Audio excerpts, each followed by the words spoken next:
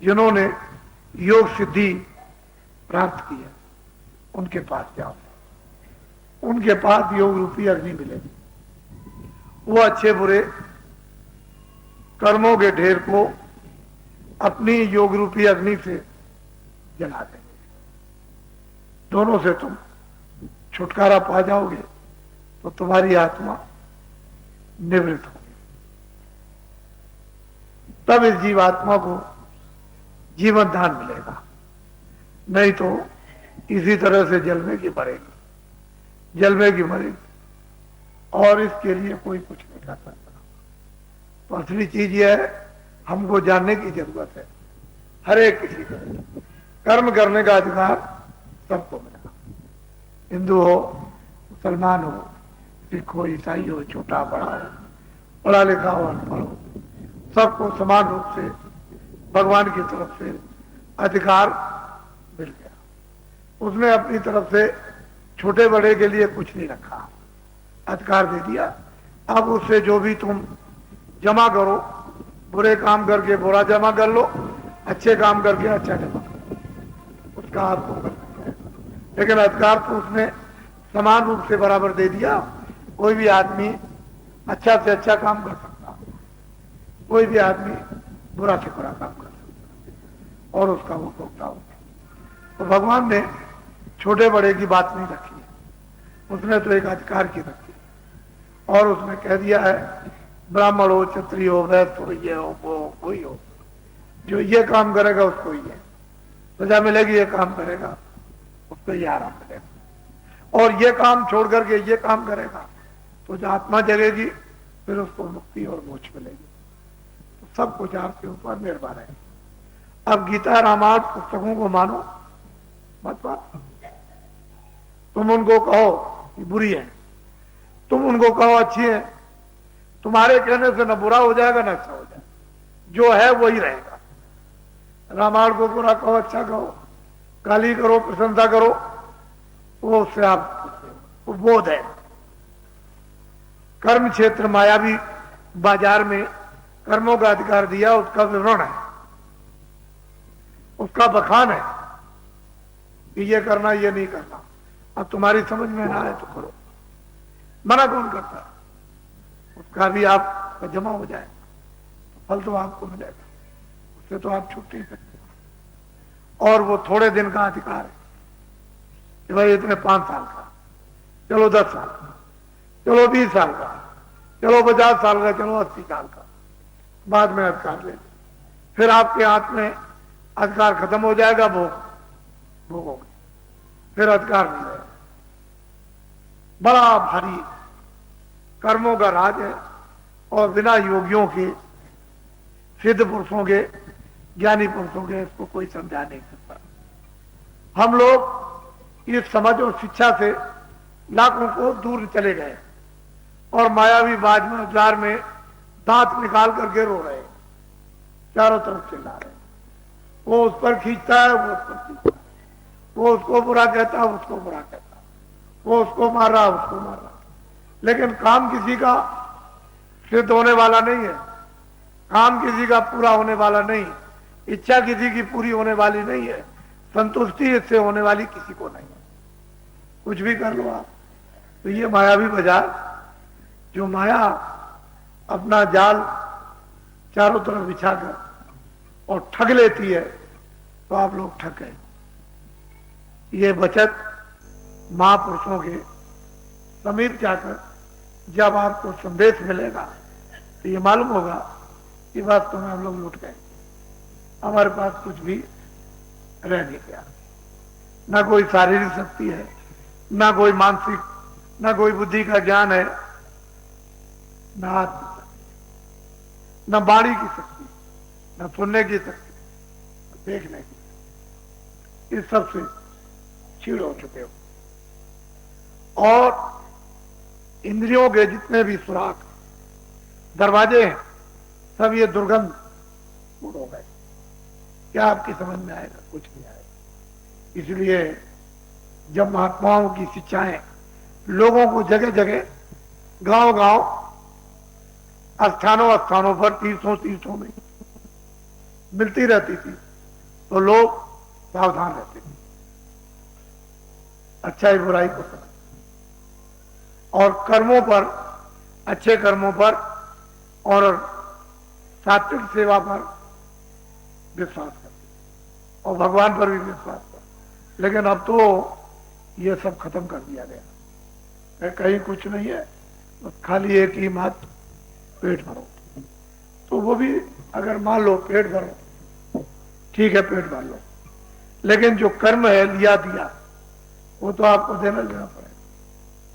जिससे ले लोगे उसको देना, जिसको सताओगे सताए जाओगे, जिसको धोखा दोगे वो धोखा खाओगे, जिसके साथ बेईमानी करोगे बेईमानी तुम्हारे साथ की जाएगी। तुम किसी को मारोगे काटोगे तुमको मारेगा, तो वो तो बचने वाले नहीं। और ये सब घटना चारों तरफ व्याप्त रूप से हो रही। और जब ये शिक्षा दी जाती है कि भाई वेदों की तरफ से, रामायण की तरफ से, गीता की तरफ, भागवत की तरफ से, ऋषि मुनि, महात्मा, साधु संतों, योगियों की तरफ से मनुष्य को एक ही रूप में भेजा गया।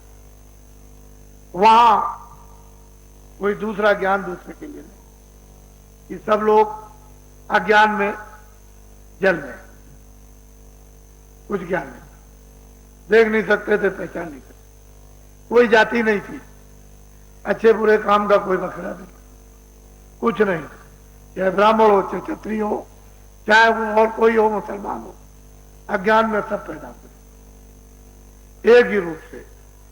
और फिर लोगों को यहां आकर जो जागरण हुआ, उस जागरण में जो शिक्षा दी गई उससे आप लोग उलझ गए, फंस गए। यही मायावी वजह है। महात्माओं की शिक्षा मिलती तो क्यों फंसते आप? यह स्थान है, इसमें हर वर्गों के लोग, हर जातियों के लोग यहां उपस्थित हैं। किसी के साथ किसी तरह का भी कोई भेदभाव उठने बैठने, बोलने चालने, खाने पीने का नहीं है।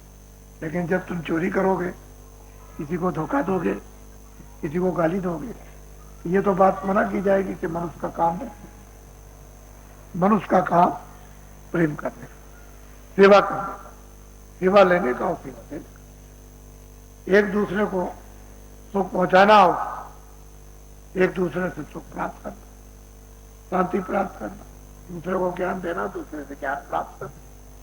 ये जो मनुष्य की मानव जो शिक्षा थी, यही मृतलोक में मानव धर्म। अब इस मानव धर्म और शिक्षा को हम लोग सब छोड़ बैठे, तो एक दूसरे का तिरस्कार होने लगा, अपमान होने लगा, सेवा से गिरने लगे, हटने लगे, भागने लगे। उससे हुआ क्या? बरकत खत्म। अब तुम कुछ भी करो, बरकत जब खत्म हो जाए तो घर में पूरा नहीं पड़ने वाला। लेकिन जब सेवा करते रहते थे, सम्मान सत्कार, मोहब्बत, प्यार, एक दूसरे को आराम देना, ये जब लगे रहते थे तो बरकत। आप कुछ भी कीजिए, कमी नहीं होती। खेती में, दुकान में, दफ्तर में, उन कामों से आपको कमी नहीं पड़ती थी। बाल बच्चों के बीच में, समाज के बीच में ये समझते थे कि पता नहीं कहां से क्या भगवान ईश्वर दे रहा और ये सब हो रहा है। लेकिन जब आपने आसरा और आधार और विश्वास छोड़ दिया तो सब कभी आप बरकत नहीं कर पाई, तो पूरा नहीं पड़ा। तो शिक्षा की कमी थी, मानव शिक्षा को जानने की जरूरत थी, उसको आप लोगों ने छोड़ दिया। और वह लूट मार, गाली गलौज, ये सब करो और छीनो जब तो इससे पूर्ति हो जाएगी, इससे पूरा हो जाएगा। हमारे पास बहुत शिकायतें आती, 2 बीघा जमीन ले ली, मकान भी ले लिया, जानवरों की जगह भी ले ली, जबरदस्ती घर से निकाल दिया। यहाँ कई लोग आए हुए, घर से निकाले गए, लोगों ने जमीन ले ली।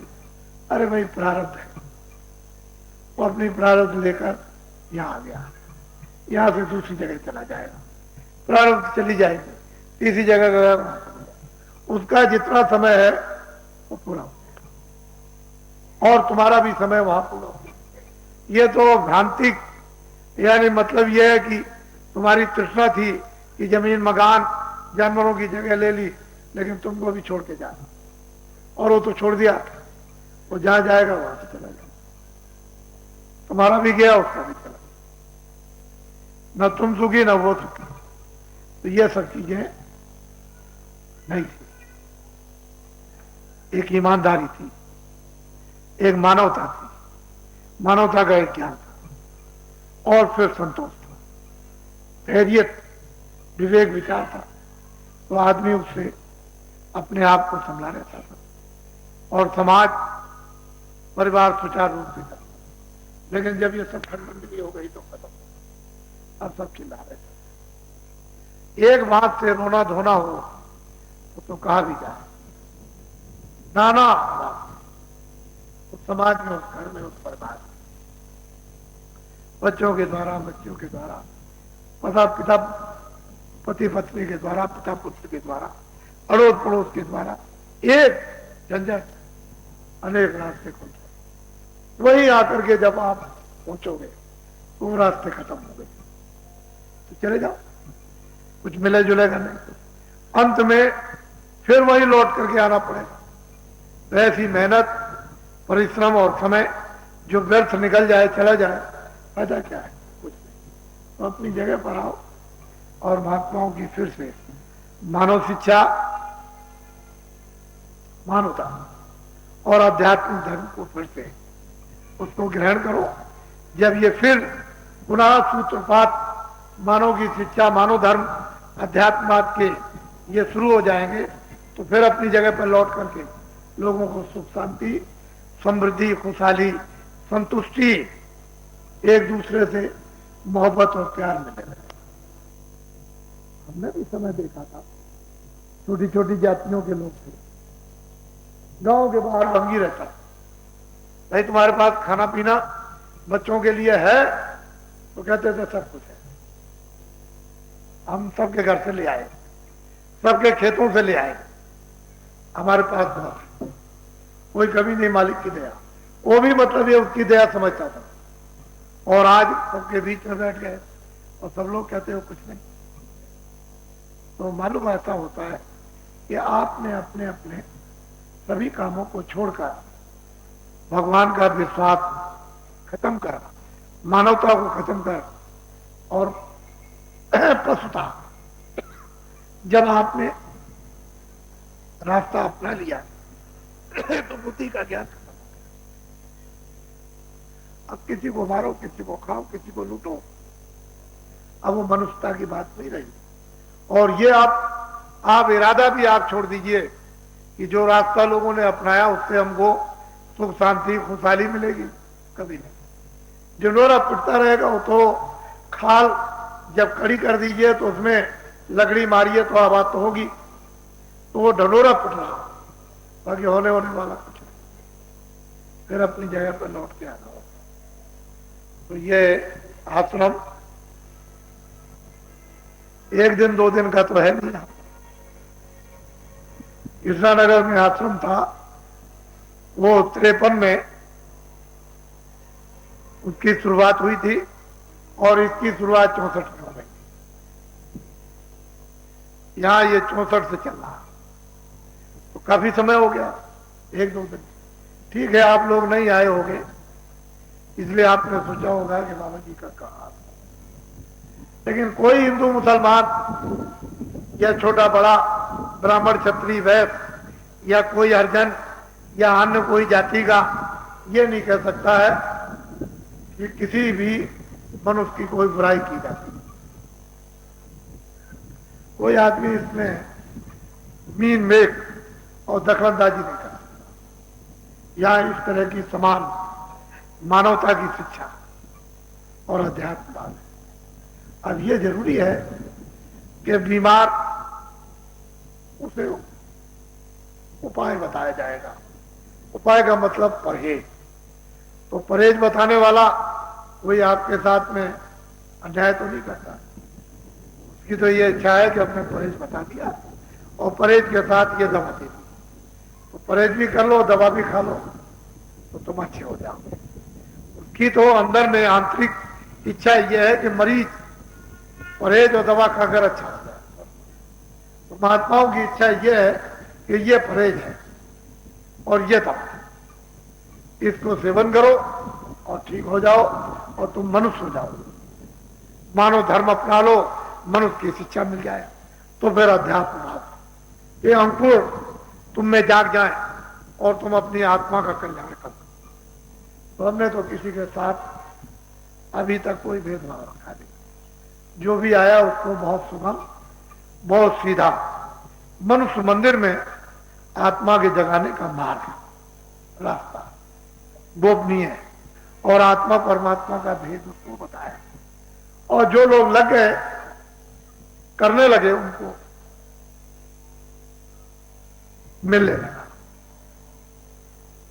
और जो नहीं करने लगे उनको नहीं। ये तो करने पर है, करोगे पाओगे, नहीं करोगे नहीं पाओगे। और जितना करोगे उतना ही मिलेगा, ज्यादा करोगे ज्यादा। उसका भी उपाय है, मन बुद्धि चित्त अंतःकरण, काम क्रोध लोभ मोह अहंकार, इसका भी परहेज है। अगर उसको भी नहीं समझ पाओगे और परहेज काम का, क्रोध का, लोभ का, मोह का, अहंकार का ये परहेज नहीं करोगे तो फिर आपको कुछ नहीं मिलेगा। ये काम का परहेज, ये क्रोध का परहेज, ये लोभ का परहेज, ये मोह का परहेज, ये अहंकार का, ये परहेज है। ये बुद्धि का परहेज, ये मन का परहेज, ये इंद्रियों का परहेज है, ये चित्त का परहेज, ये है तुम्हारी आत्मा का परहेज। तो इसको करोगे तो बस दवा खाओ, ये कर लिया तो काम हो जाएगा। उसके साथ वो जड़ी दे देंगे, बूटी दे देंगे। एक तो परहेज, फिर बूटी ले ली और बूटी का उपयोग किया तो जल्दी से रिद्धि सिद्धि और शक्ति प्राप्त हो जाए, काम आपका बनने लगे। लेकिन तुम परहेज किसी चीज का करोगे ही नहीं तो कैसे काम होगा? पर तो ये माया भी बाजार है। ये तो मतलब ये है कि यहाँ सभी रोगग्रस्त, रोग पीड़ित है, सभी लोग रो रहे, चिल्ला रहे, चित्त के बीमार, मन के बीमार, बुद्धि के बीमार, काम के बीमार, क्रोध के बीमार, लोभ के बीमार, और ये अहंकार आसान बीमारियां हो गई। और ये बिना महात्माओं के जान दूसरा कोई इसको दूर नहीं कर सकता। चीज यह है कि तुम साधन भजन में जो नामदान लेकर के जाते हो उसमें उन्नति क्यों नहीं कर पाते हो? कि तुम रोगी हो, तुम परहेज करना सीखते नहीं, सुनते समझते नहीं हो। परहेज करना समझ लो, फिर तुम भजन करो तो जल्दी काम हो। परहेज करोगे नहीं और चिल्लाओगे कि मैंने भजन किया था और कुछ मिलेगा नहीं तो अविश्वास हो जाएगा। तो अविश्वास तो पहले भी था, अब भी और आगे भी रहेगा। क्यों? कि तुमने परहेज किया ही नहीं, और परहेज के साथ तुमको जो बूटी दी गई तो उसका सेवन नहीं किया तो आपको क्या मिलेगा?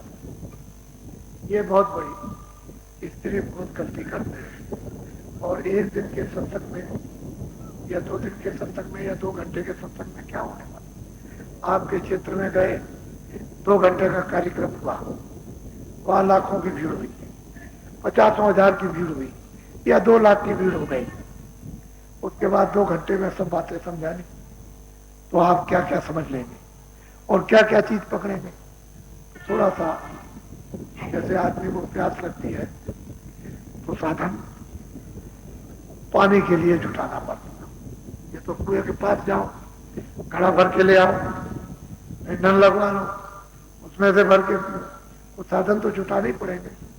भोजन के लिए लकड़ी है, पानी है, बर्तन है, इसके लिए फिर बनाना, साधन जुटाना पड़ेगा।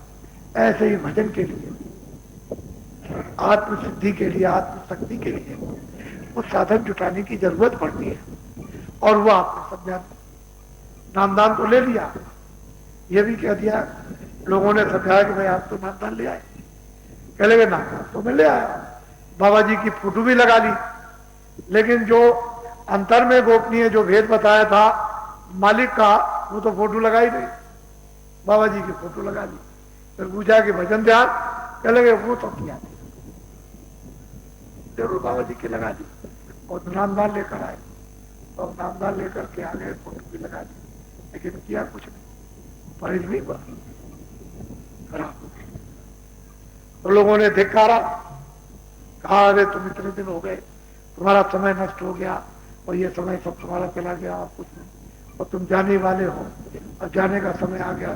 तो आदमी को होश आता है कि वास्तव में सही बात है, तुम्हें और तुम्हें अब जाने वाले कोई समाज का, घर का कोई अब तो सुनता नहीं, जवाब दे देता, तो अब अंदर भी अंदर पुड़ता है और बाहर भी उठा पाता, सोचता है तो जाने वाले। तो जब फिर समय आ गया तो क्या कर सकते, तो समय को नष्ट मत करो। आपके पास जाए आप बुलाओ, आप अपने आप बुला लो, आप कुछ बुलाए जाए तो चले आओ। बुलाने का मतलब यह है कि एक क्षेत्र में चिट्ठी भेजी तमाम लोगों के लिए, तो ये समझना चाहिए कि एक जगह चिट्ठी आ गई तो सबका निमंत्रण आ गया। तुम ये समझोगे कि मेरे पास मेरे नाम से आ जाए बुलावा तब हम जाएंगे, तो ये तुम्हारी भूल हो जाएगी, अपना रह जाओगे। वो तो ये समझना चाहिए कि भाई एक कार्यक्रम होता है, सबके लिए होता है। चलो अब की नहीं आए, होली में आ जाए, होली में नहीं आए भंडारे में आ जाए, चलो भंडारे में नहीं पहुंच सके तो साधना में आ जाए। तो ये समय, चलो अगर यहाँ नहीं आ सके तो हमारे क्षेत्र में हो रहा है, चलो वहां दौड़ के वहां चलो कुछ ले आए चल के, और न यहाँ आए न वहां गए, चुपचाप बैठे रह गए, तो समय आपका।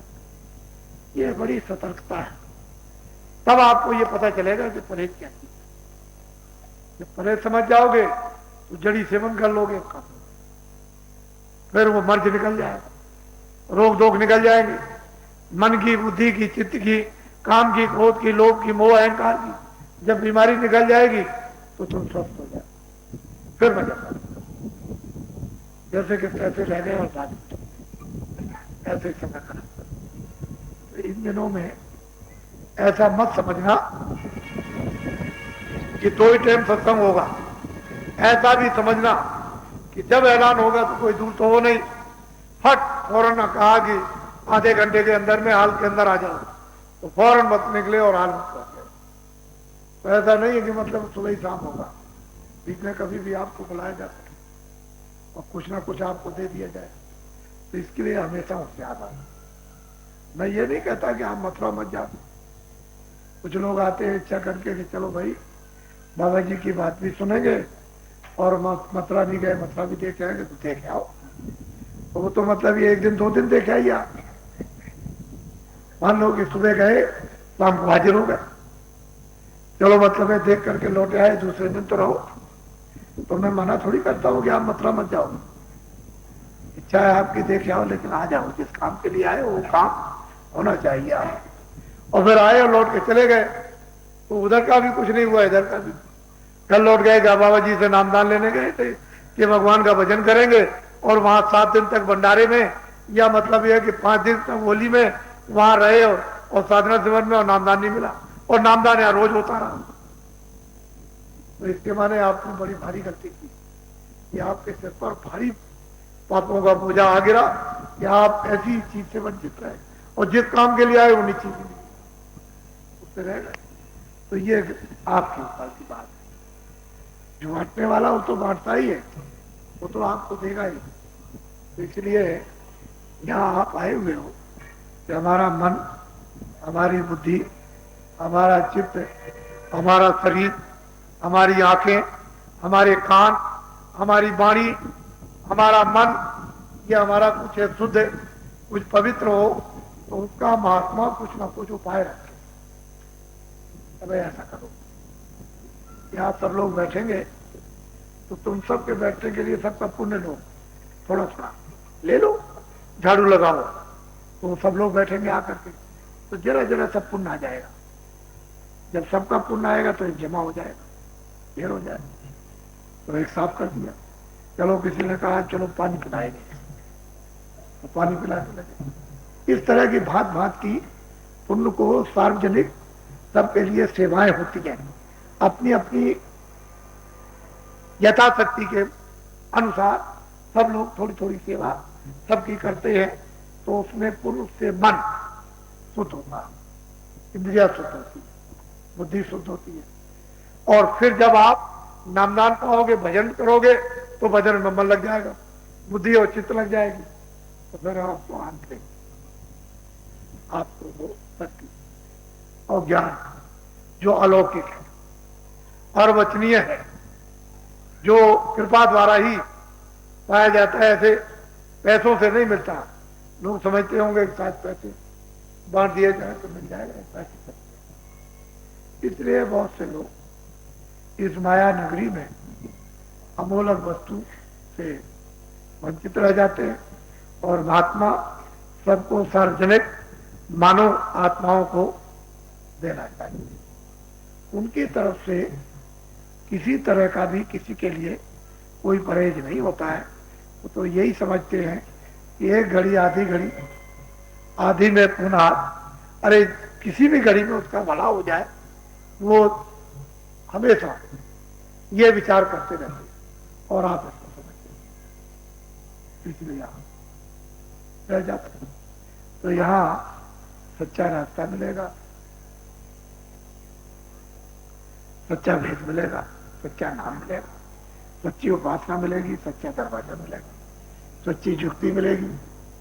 रास्ता का मार्ग जो है साधना का, वो सहज मिलेगा और सुलभ मिलेगा और आसान मिलेगा और सब इसको कर सकते हैं। लेकिन अब यह है कि इतना बड़ा आसान ऊंचा मार्ग और उससे भी लोग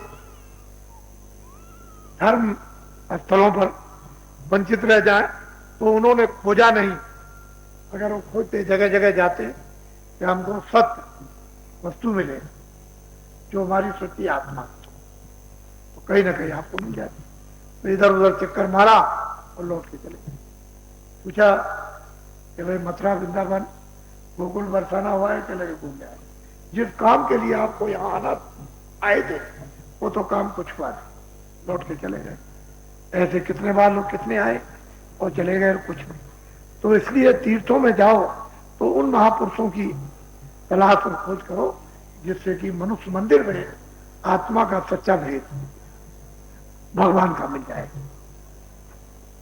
और सहज इस कलयुग में, और फिर साधना कर अपनी आत्मा को जगा लो।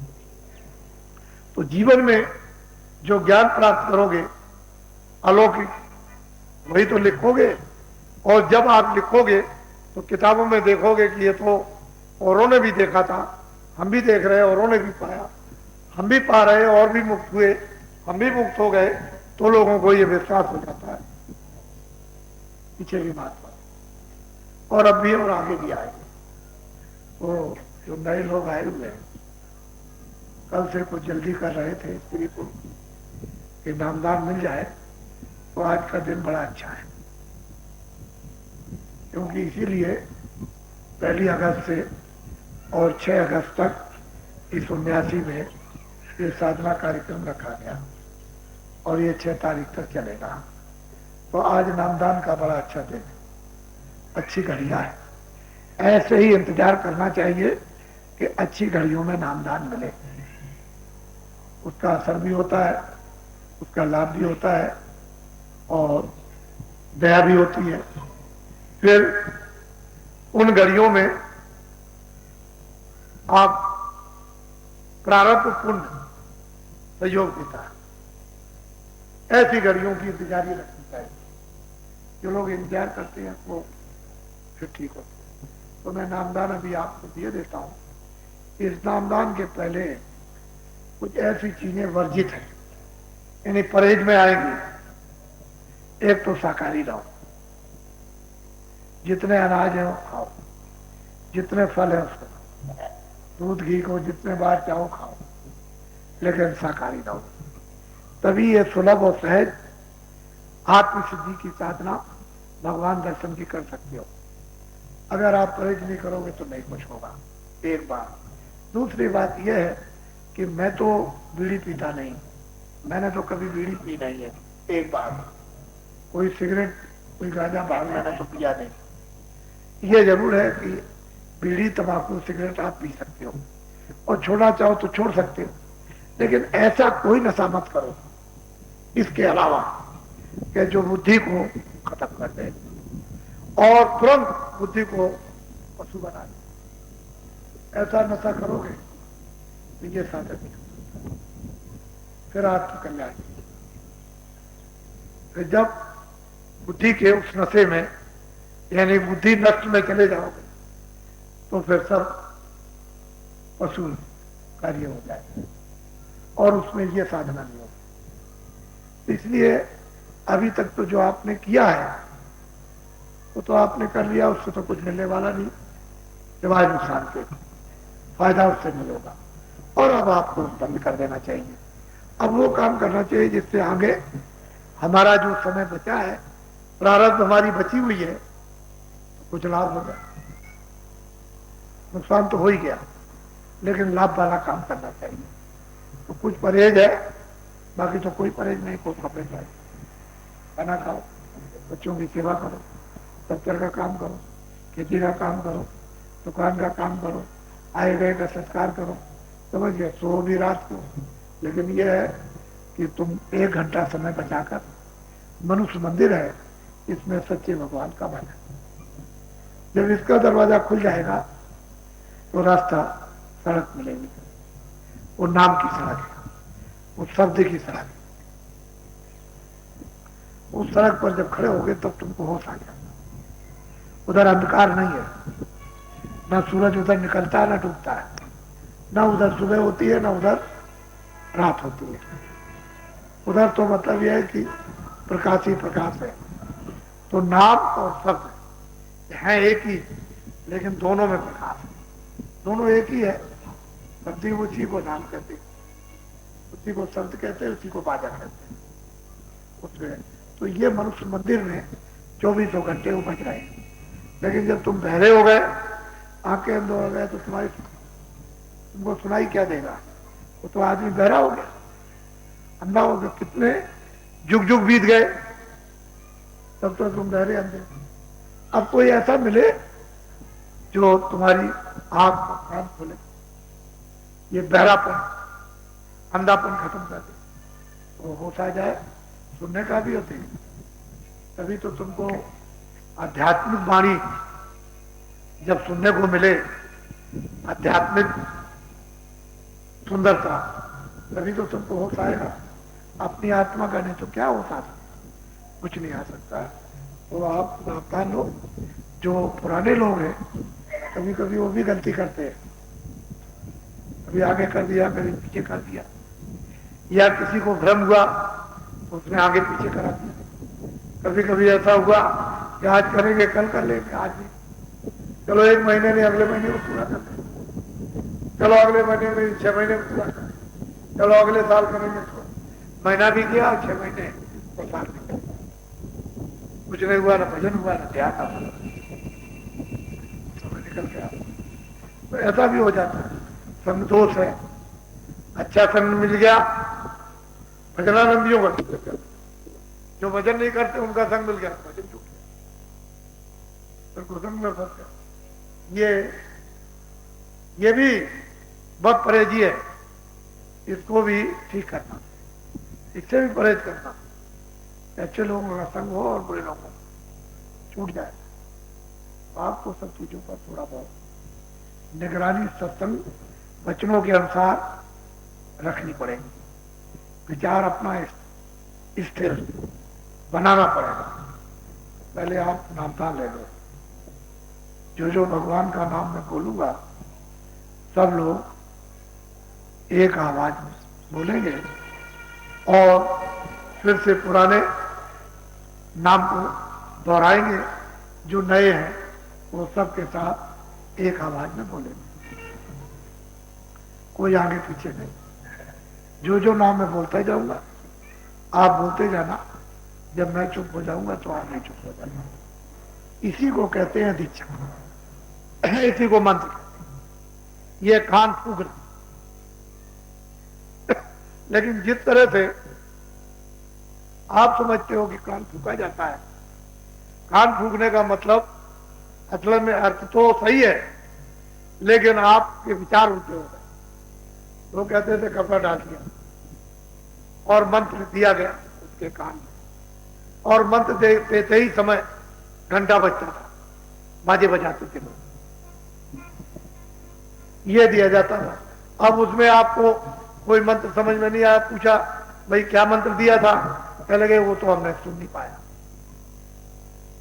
असल में बाजे बजते थे, मतलब उसका यह था कि जो नाम धुनी हो रही थी भगवान के नाम की, उनमें बाजे बज रहे थे, वो आपको मंत्र दिया गया था कान में, लेकिन उस आवाज से आप पहचान न सकते जो बाहर के बजे। इसी तरह से अंदर में भगवान के बाजे बज रहे हैं, और उन बाजों को बहुत ही ध्यान देकर जो महात्मा बताएंगे उससे सुनना पड़ेगा, तो आपकी समझ में वो मंत्र आ जाएगा।